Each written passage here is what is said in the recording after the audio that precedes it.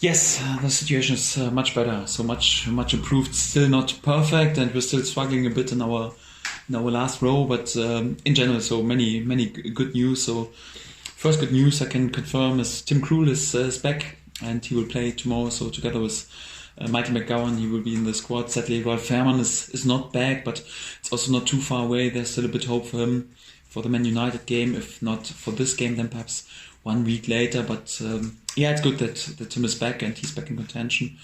I can also confirm that several doubts after the national teams have played and they had to return for the national teams are now doubts anymore, so that's quite good. Kenny McLean is available for tomorrow, was able to train the last days. Also Chad Cantwell was able to train the last days. Also Max Evans returned back without any bigger problems, so for that that's also quite good and important for us. Also good that Sam Byram's ankle problems are sorted out. He's fully fit and also available for tomorrow. And yeah, also some other good news from the injuries. So Alex Tete is back in team training and yeah, fully fit, available for tomorrow. Tom Tribal is back in team training since 1 week, also available for tomorrow. We have to keep a bit in mind with him. He had a surgery, was out for a couple of months, and it's not like being back in team training after 2 days you're immediately fit. So we need him to get him really fit for 90 minutes. But he's back in the mix and has already first week or 8 or 9 training days under his belt, and it's quite good. And yeah, he will definitely also travel with us tomorrow. We've got Onel Hernandez back in team training, also available for tomorrow, if I'm honest.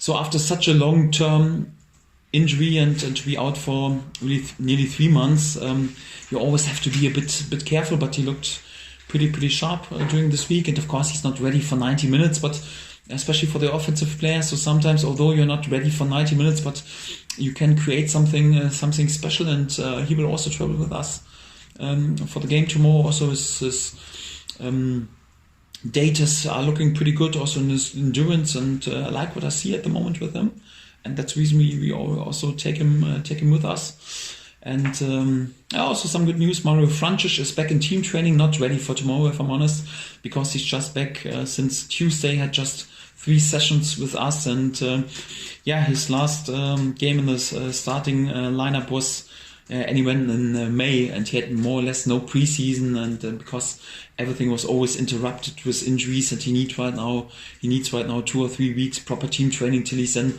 really back in contention. But at least good news that he is also back in team training. So for that, all in all, yeah, many positives, and we know that we are still struggling a bit in our last row, but it's not that bad like it was, for example, in the last weeks, and especially not against Aston Villa, where it was pretty strange. So much improved. For the Aston Villa game, also the problem with Ben Godfrey, so we didn't speak about in public before, because we had so many bad news, and we didn't want to speak about that. He needed surgery directly after this game. He had this surgery, and yeah, the problem is sorted.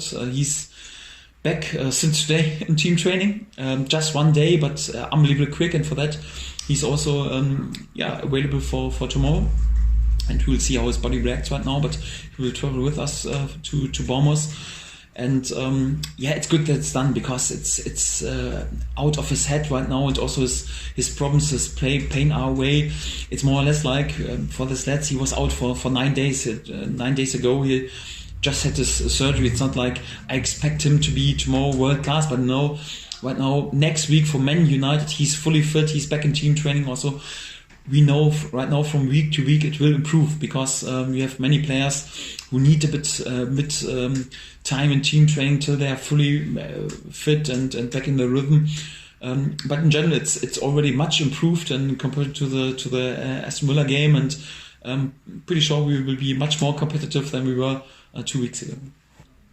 No chance. He had a groin injury and groin surgery already in a few days ago during the first week of the international break, and it means he will be out for we expect 7-8 weeks, and he will be back in December. So like I said, so we are still struggling a bit especially in our last row, especially on the centre back positions, because they are all on long-term injuries, but we can't complain too much. It's like it is. So at least we've got some other players back, and yeah, we still need to find some other solutions on the centre-back positions.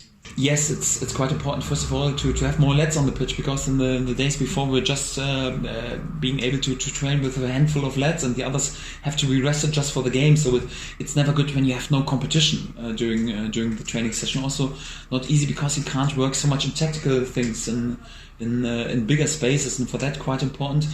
And believe me, it's also from the personality quite important. We are playing with such a young side, and it's important when you watch right on the bench and or on the training pitch, and you see on the right Alex Tete and Tom Tribal next to you, and you watch on the left, and Mario Frančić on Hernandez are back, and you watch to the goal, and Tim Krul and Michael McGowan are in the goal. So with all respect to our young lads, but it's different when you're struggling a bit, and you watch on the bench right to you, and there's just a guy who had no appearance so far in our game day squad. It's the first time traveling with us, and is there without any training session with us. So it's good for the confidence, also good for the mood, good for the spirit, good for the togetherness. We can't expect too much from these lads who are returning from injuries, because it's not like they can win the games all alone. You just press the button and they're at their best, but it's good to have them all back, and for that, we know. So other clubs would still complain about the unbelievable curse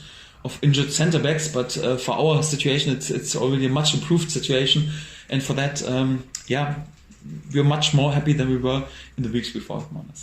Yes, I'm full of respect of the job Eddie has done. So I think fantastic, and he's made out of Bournemouth really a permanent member in the Premier League, and a club who really stands for a special philosophy and a special style of playing. And in this terms, of course, we're slightly different to Bournemouth. That's also for sure. But in this terms, it could really be a role model. So to improve and try to improve really from year to year, also to accept that perhaps especially the first, the second year are unbelievably difficult. There are some lessons you have to learn. There are some tough days, but they were always calm, they were always relaxed, they were always convinced and focused on what they're doing. And in this terms, Bournemouth can be really a role model for us. Of course, we are different also in our approach, and also in our whole setup as a club. So you compare it with 100%, but in different things.